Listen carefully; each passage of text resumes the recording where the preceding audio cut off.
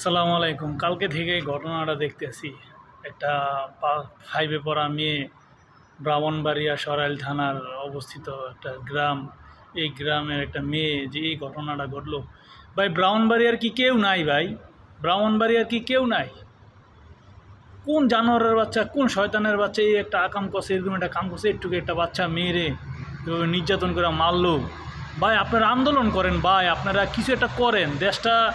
দেশটা তো আগে আসলে এতটা খারাপ আসছিল না, খারাপ আসছিল ভাই, কিন্তু দিনে দিনে তো অনেক খারাপ হয়ে যেতেছে। একটা দর্শকের বিচারও হইতেছে না। আর কত কথা বলবো এইসব নিয়ে, আর কত বলবো? সহ্য হইতেছে না এগুলো। খবর দেখলে তো আর সহ্য হয় না।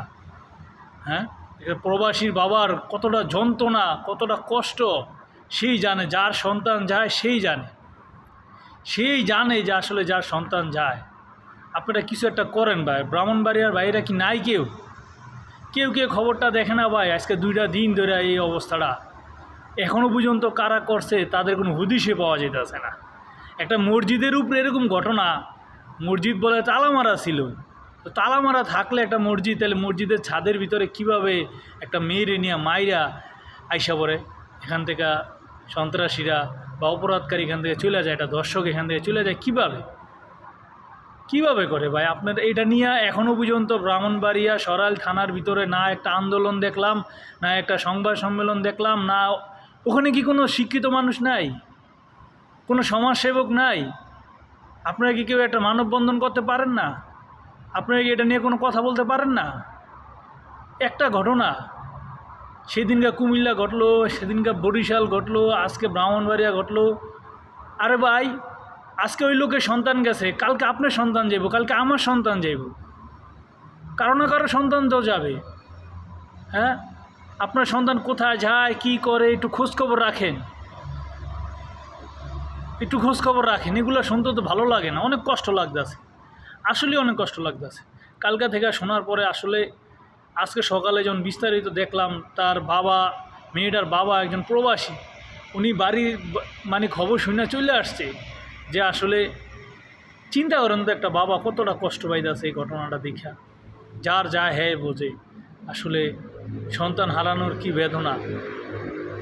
নর্মালভাবে অসুস্থ হয়ে মারা গেলে মনটারে বুঝতে দেওয়া যায় যে আমার সন্তান অসুস্থ হয়ে মারা গেছে, চিকিৎসা করতে করতে মারা গেছে, বা চিকিৎসা করতে পারি না টাকার অভাবে। এ দর্শন করে মারছে, হাত পা বাইন্দা মারছে, কতটা কষ্ট দিয়ে, কতটা অত্যাচার করে মেয়েটারে মারছে। আপনারা ভাই যে যেখানে আছে ওখান থেকে একটু আন্দোলন করেন। আর যারাই ভাই এই ঘটনাগুলো ঘটাইতেছেন ভাই, মানুষ হন। এই দুনিয়া না হয় পার পেয়ে যাবেন, আখিরাতে কিন্তু পার পাইবেন না ভাই, আখিরাতে পার পাইবেন না। খুবই কষ্ট লাগতেছে ঘটনাটা দেখা বা শুই না। আজকে যদি মনটা চাইতেছে যে নিজের সামনে থাকতাম, যদি খালি কোনো মতো ধরতে পারতাম, ঠিক জায়গায় পিঠে মেরে নিলাম, জায়গায় পিঠে মেরে ফেলাইলাম। হইলে সহ্য হয় না এইসব ঘটনা দেখলে বা শুনলে। ভাই আপনাদেরকে বলতেছি ভাইয়ের আমার, যে আমার এই ভিডিওটা দেখতেছেন ভাই, আপনারা সবাই ভাই নিজ নিজ জায়গা থেকে সচেতন হবেন। আর যেখানে এই ধরনের অন্যায় দেখবেন সাথে সাথে প্রতিবাদ করবেন। আর আপনাদের যাদেরই মেয়ে সন্তান আছে, অ্যাটলিস্ট 5-7 বছর 8 বছর হয়ে গেছে তাদের একা কোথাও যেতে দিবেন না। কোথায় যায়, কি করে, এগুলো একটু খেয়াল রাখবেন। কারণ কার কোথায় শয়তানে ভর করে তার উপরে কেউ তো বলতে পারে না। তাই যার সন্তান সেই দিক খেয়াল রাখবেন, এটাই হলো কথা। আর আমি প্রশাসনকে বলতে চাই, যেটা সুষ্ঠু তদন্ত করে সঠিক দোষী তাদেরকে ধরে বের করুন, তাদের ফাঁসি দেন। ফাঁসি দেওয়ার দরকার নেই, রাস্তার মাঝখানে দাঁড় করে একবার ফায়ার করে মারালাম, কোনো মায়া দয়া কোনো কিছু থাকবো না। আরও তো এরকম অনেক দর্শকের ধরছেন, ফাঁসি রায় ঘোষণা করছেন, কিন্তু ফাঁসি দিতে শুনলাম না। কোনো রায় হবে না, খালি মুখ দিয়ে একবার শিকার যাইব, বা তদন্তের মাধ্যমে বা ভিডিওর মাধ্যমে জানতে পারবো যে হয় এই লোকটাই দোষী, এই লোকটা দর্শন করছে।